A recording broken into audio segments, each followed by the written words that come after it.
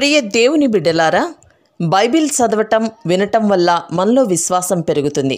మన మార్గానికి త్రోవ చూపుతుంది. సమస్త జనులను శిష్యులనుగా చేయుడి మత్తయి 28:19 వచనంలో దేవుని వాక్యం తెలియచేస్తోంది. తెలుగు బైబిల్స్ను ఆర్ఆర్కే మూర్తి గారు రీసెర్చ్ చేసి విశ్లేషణ చేసిన బైబిల్లోని ప్రతి అధ్యాయాలను వచనాలను వరుస క్రమంలో అనగా ఆదికాండం నుండి ప్రకటనా గ్రంథం వరకు ఇవ్వబడుతుంది.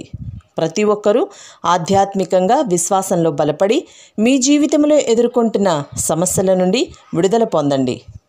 ప్రతి ఒక్కరూ మీ దీవెన టీవీని సబ్స్క్రైబ్ చేసి ఈ వాక్యాన్ని లైక్ చేసి మీ మిత్రులకు బంధువులకు షేర్ చేయండి. దేవుని సువార్తను ప్రకటింపబడుటలో మీరు పాలిభాగస్తులు కండి. ప్రియ శ్రోతలు, ఈరోజు మనం యెషయా గ్రంథం 26, 27 అధ్యాయాలు వినబోతున్నాము. ఈ అధ్యాయంలో కేంద్ర వచనం గుర్తించండి. 3వ వచనం. ఎవని మనస్సు నీ మీద ఆనుకుంటుందో వానిని నీవు పూర్ణ శాంతి గలవానిగా కాపాడతావు. ఏలయనగా అతడు నీ యందు విశ్వాసముంచి ఉన్నాడు. ఇదే సందేశం 26, 27 అధ్యాయాలలో కొనసాగుతుంది. ఈ అధ్యాయం ఆ దినమున అనే మాటతో ఆరంభమవుతుంది. ఆయన రాజ్యం రాబోతోంది. అందులో దేవుని మహిమ కనిపిస్తుంది. మనకు మహోజ్వలమైన భవిష్యత్తు ఉంది. ఆ రాజ్యం మనకు వాగ్దానము చేయబడింది. శ్రమలలో ఉన్నవారికి ఈ రాజ్య వాగ్దానం గొప్ప నిరీక్షణ. ఇశ్రాయేలు ప్రజ ఆ దినాన దేవుణ్ణి స్తుతిస్తారు.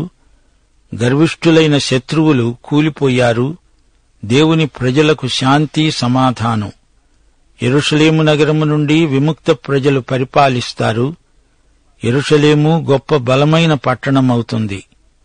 మలినమై బలహీనమై శత్రువుల చేత త్రొక్కబడిన యెరూషలేము మరల దుర్భేద్యమైన పట్టణంగా రూపొందింది. జాతీయంగా వీరి శ్రమలు అంతరించాయి.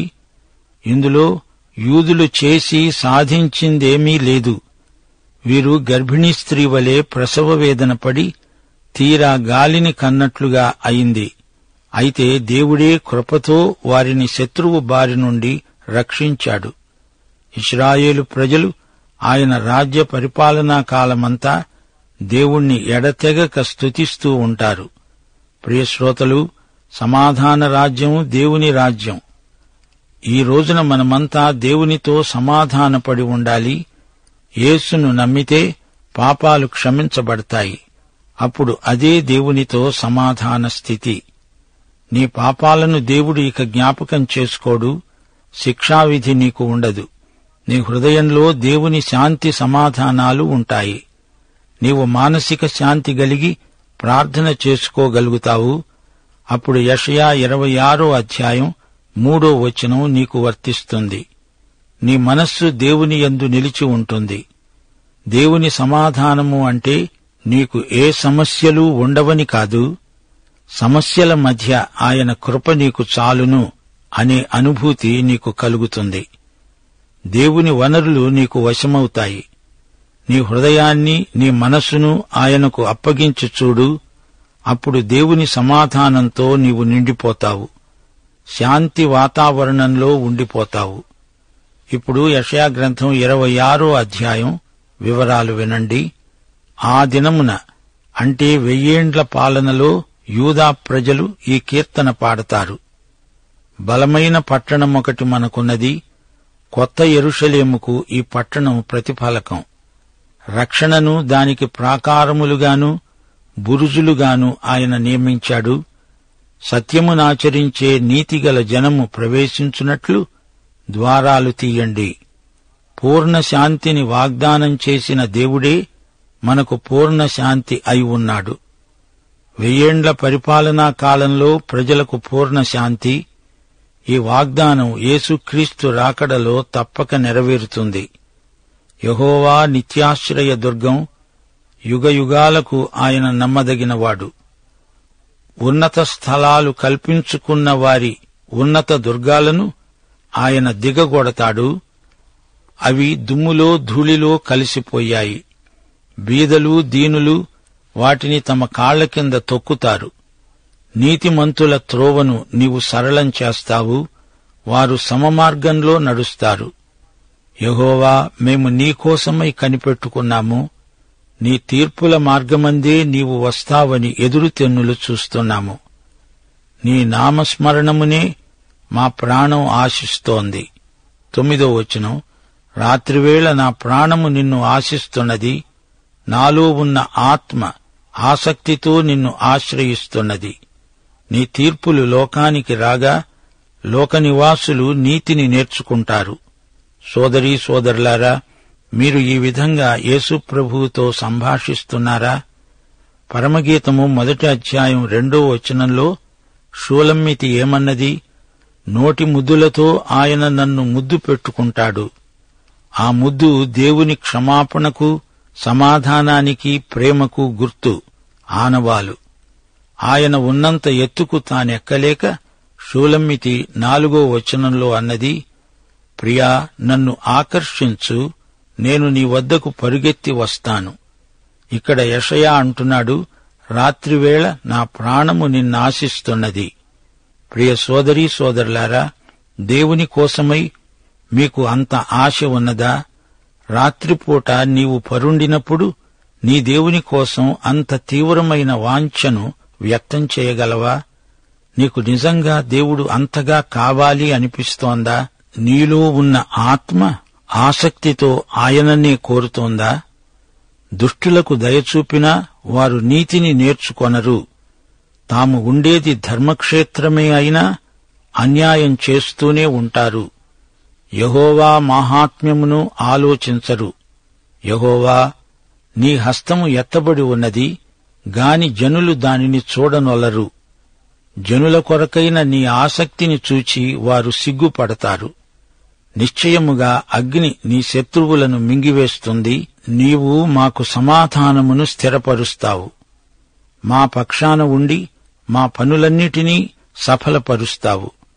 యెహోవా, నీవుగాక వేరే ప్రభువులు మమ్ములను ఏలారు. ఇప్పుడు నిన్ను బట్టే నీ నామమును స్మరిస్తాము. నీవు వారిని దండించి నశింపచేశావు. వారు చచ్చి మరల బ్రతకరు, ప్రేతలు మరల లేవలేరు. వారు స్మరణకు రాకుండా తుడిచిపెట్టుకుపోయారు.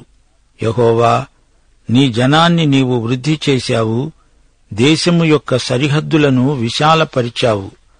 16వ వచనం, యెహోవా, శ్రమలో వారు నిన్ను తలంచుకున్నారు. నీ శిక్ష వారి మీద పడినందున వారు విశేషముగా దీన ప్రార్థనలు చేశారు. ఇశ్రాయేలు శేషిత ప్రజ ఆయనకు అట్టి ప్రార్థనలు చేశారు. ఆ రోజులను, గడ్డు దినాలను ఇప్పుడు జ్ఞాపకం చేసుకుంటున్నారు.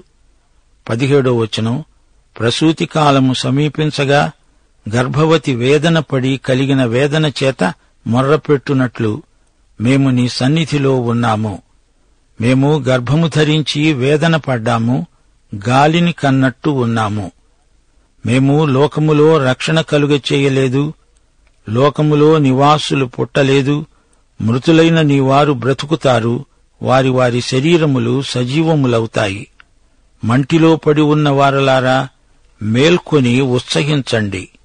నీ మంచు ప్రకాశమానమైన మంచు. భూమి తనలోని ప్రేతలను సజీవులనుగా చేస్తుంది. మహాశ్రమల కాలంలో ఇశ్రాయేలు జాతి గర్భిణీ స్త్రీ వలనే ప్రసవ వేదన అనుభవిస్తుంది. వారి శ్రమ అంత తీవ్రమైనది. యెషయా ప్రవచిస్తున్నాడు. కాలమనే సముద్రానికి అవతలి వైపు నుండి ప్రవక్త మాట్లాడుతున్నాడు. ఇశ్రాయేలు అంత ప్రసవ వేదన పడి చివరికి గాలిని కన్నట్టే అయింది. శ్రమలెన్ని వచ్చినా వారికి పశ్చాత్తాపం కలగటం లేదు. వారు పరలోక దేవుణ్ణి తోలనాడుతూనే ఉన్నారు. అలాగే శ్రమలనుభవించే వారికి శ్రమల మూలంగా మంచి ఫలితాలొస్తాయి. లేదా వారి వైఖరి సరిగా ఉండకపోతే ప్రసవ వేదన పడి పడి చివరికి గాలిని కన్నట్లే అవుతుంది. యెషయా రాబోయే 1000 ఏండ్ల పరిపాలనను గురించి ప్రవచనం పలుకుతున్నాడు. ఇప్పుడే మనం ఆ సువర్ణ యుగం కోసం సిద్ధపడదాము. నా జనమా, ఇదిగో వారి దోషమును బట్టి భూనివాసులను శిక్షించడానికి యెహోవా తన నివాసములో నుండి వెడలి వస్తున్నాడు. భూమి తన మీద చంపబడిన వారిని ఇకను కప్పకుండా తాను తాగిన రక్తాన్ని బయలుపరుస్తుంది. నీవు వెళ్లి అంతఃపురములో ప్రవేశించు, వెళ్లి నీ తలుపులు వేసుకో. ఉగ్రత తీరిపోయే వరకు కొంచెము సేపు దాగి ఉండు. భూమి తాను తాగిన రక్తాన్ని బయలుపరుస్తుంది.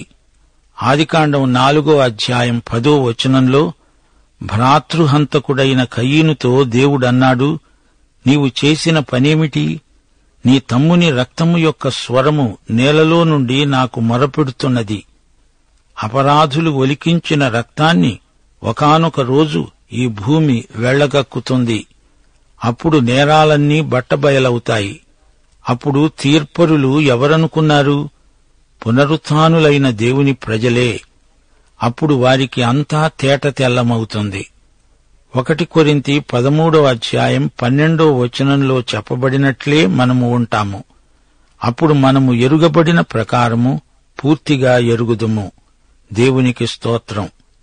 19వ వచనంలో దేవుని మంచు పునరుత్థానాన్ని సూచిస్తుంది. దేవుని మంచు పడటంతోటే మంటిలో పడి ఉన్నవారు మేల్కొంటారు. ప్రియశ్రోతలు, ఇప్పుడు 27వ అధ్యాయానికి రండి. యెషయా 5వ అధ్యాయంలో దేవుడు తన ద్రాక్షతోట ఫలించలేదని విషాదగీతం పాడాడు. గాని 27వ అధ్యాయంలో తన ద్రాక్షతోట ఫలించినందుకు ఆనందగీతం పాడుతున్నాడు. ఇశ్రాయేలే దేవుని ద్రాక్షతోట. 1000 ఏండ్ల రాజ్యంలో శత్రువుకు అంతిమ పరాజయం. దేవుడు తన ప్రజలందరినీ వాగ్దత్త భూమిపై సమకూరుస్తాడు. ఇశ్రాయేలు నుండే లోకములోని సమస్త జాతులకు ఆశీర్వాదాలు ప్రసరిస్తాయి, ప్రవహిస్తాయి. అది హార్మగెద్దోను యుద్ధం. సైతాను పూర్తిగా ఓడిపోవటం జరుగుతుంది. 1000 ఏండ్ల పాలనలో దేవుని ఆనంద గీతం అంతటా మారుమోగుతుంది. ఆ దినమున యెహోవా గట్టిదై గొప్పదై బలమైన తన ఖడ్గం పట్టుకుంటాడు. తీవ్ర సర్పమైన మకరమును, వంకర సర్పమైన మకరమును ఆయన దండిస్తాడు. సముద్రము మీదనున్న మకరమును ఆయన సంహరిస్తాడు. శ్రోతలు, ఈ సర్పమకరం సైతానుకు అర్థవంతమైన సంకేతం. గర్విష్ఠులకు వీడు రాజు. ఇది సముద్రములోని భీకర ప్రాణి. ఆ దినమున మనోహరమైన ఒక ద్రాక్షవనం ఉంటుంది. దాన్ని గూర్చి పాడండి. ఆ దినమున అంటే మహాశ్రమల కాలం అని అర్థం.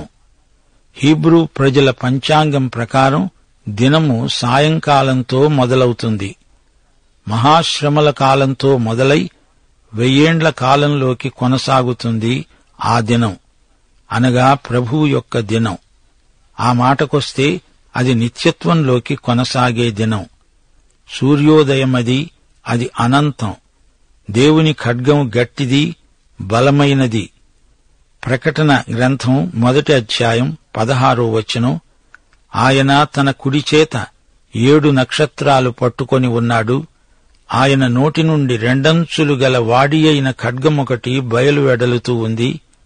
ఆయన ముఖము మహా తేజస్సుతో ప్రకాశిస్తున్న సూర్యుని వలె ఉన్నది.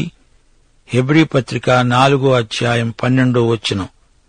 దేవుని వాక్యము సజీవమై బలముగలదై 2 అంచులు గల ఎటువంటి ఖడ్గము కంటెను వాడిగా నుండి ప్రాణాత్మలను, కీళ్లను, మూలుగను విభజించునంత మట్టుకు దూరుతూ హృదయము యొక్క తలంపులను, ఆలోచనలను శోధిస్తున్నది. ఈ వాక్యమే ఆయన నోట వెలువడినప్పుడు ఈ సృష్టి యావత్తు ఉనికిలోకి వచ్చింది. ఈ వాక్య ఖడ్గంతో ఆయన మకరాన్ని, అనగా సైతానును జయిస్తాడు, సంహరిస్తాడు. ప్రకటన గ్రంథం 20వ అధ్యాయం 1 నుండి 3వ వచనం వరకు ఆయన ఆది సర్పమును, ఆ ఘటసర్పమును, అపవాదిని, సైతానును పట్టుకొని 1000 సంవత్సరాలు వాణ్ణి బంధించి అగాధములో పడవేస్తాడు. ఆ 1000 సంవత్సరాలు గడిచే వరకు ఇక జనములను మోసపరచకుండా అగాధమును మూసి దానికి ముద్ర వేశాడు. ప్రకటన 12వ అధ్యాయం 9వ వచనం, సర్వలోకమును మోసపుచ్చుతూ అపవాది అని, సైతాను అని పేరుగల ఆది సర్పమైన ఆ మహాఘట సర్పము పడదోయబడింది. అది భూమి మీద పడదోయబడింది. దాని దూతలు దానితో కూడా పడద్రోయబడ్డారు. యోబు గ్రంథం 14వ అధ్యాయం 15వ వచనం. దాని గట్టి పొలుసులు దానికి అతిశయాస్పదము. ఎవరునూ తీయలేని ముద్రచేత అవి సంతన చేయబడి ఉన్నవి. ఎన్ని పొలుసులున్నా వాడు దేవుని తీర్పును తప్పించుకోజాలడు.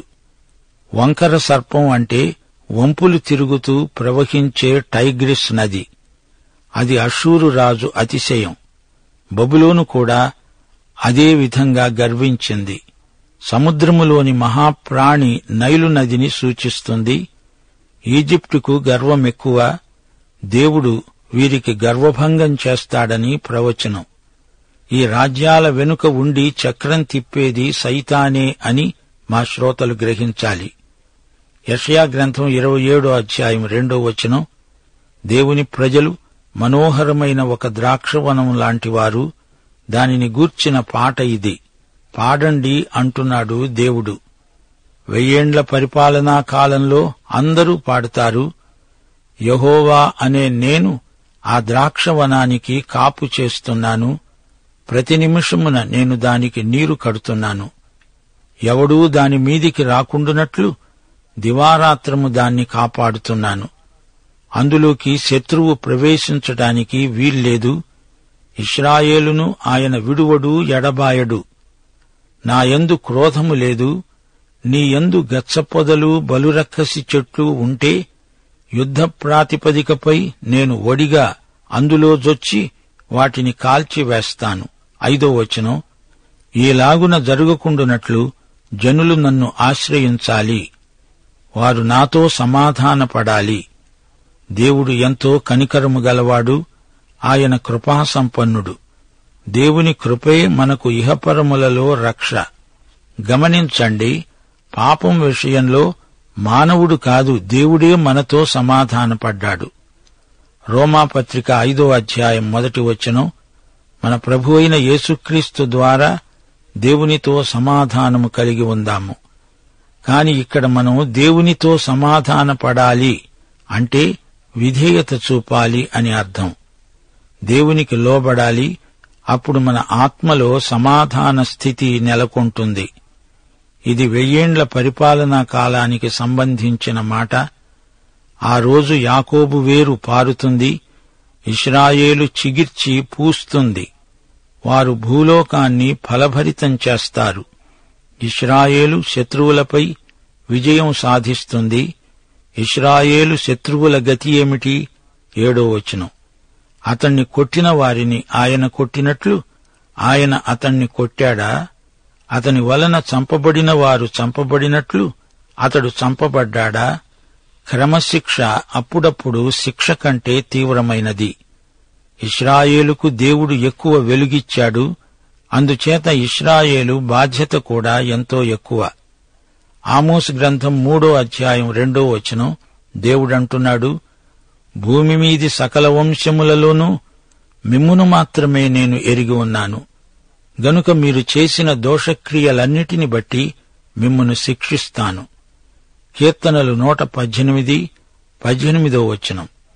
యెహోవా నన్ను కఠినముగా శిక్షించాడు గాని నన్ను మరణమునకు అప్పగించలేదే. ఇదే ఇశ్రాయేలు సాక్ష్యం. పలుమార్లు మన సాక్ష్యం కూడా ఇదే. ఇశ్రాయేలుకు దేవుడు విధించిన క్రమశిక్ష ఇది, వధ కాదు. దేవుని శిక్ష మితమైనది. తూర్పుగాలి, కఠినమైన తుపాను, ఇవన్నీ ప్రాయశ్చిత్తార్థమైన చర్యలు. యెషయా 27వ అధ్యాయం 9వ వచనం. యాకోబు దోషమునకు ఈలాగు ప్రాయశ్చిత్తము చేయబడుతుంది. ఇదంతా అతని పాప పరిహారమునకు కలిగే ఫలం. చిన్నాభిన్నములుగా చేయబడే సున్నపు రాళ్లవలే అతడు బలిపీఠపు రాళ్లన్నిటినీ కొట్టినప్పుడు దేవతాస్తంభము, సూర్యదేవతా ప్రతిమలు ఇకను మరల లేవవు. యాకోబు దోషానికి రక్తబలి అవసరం.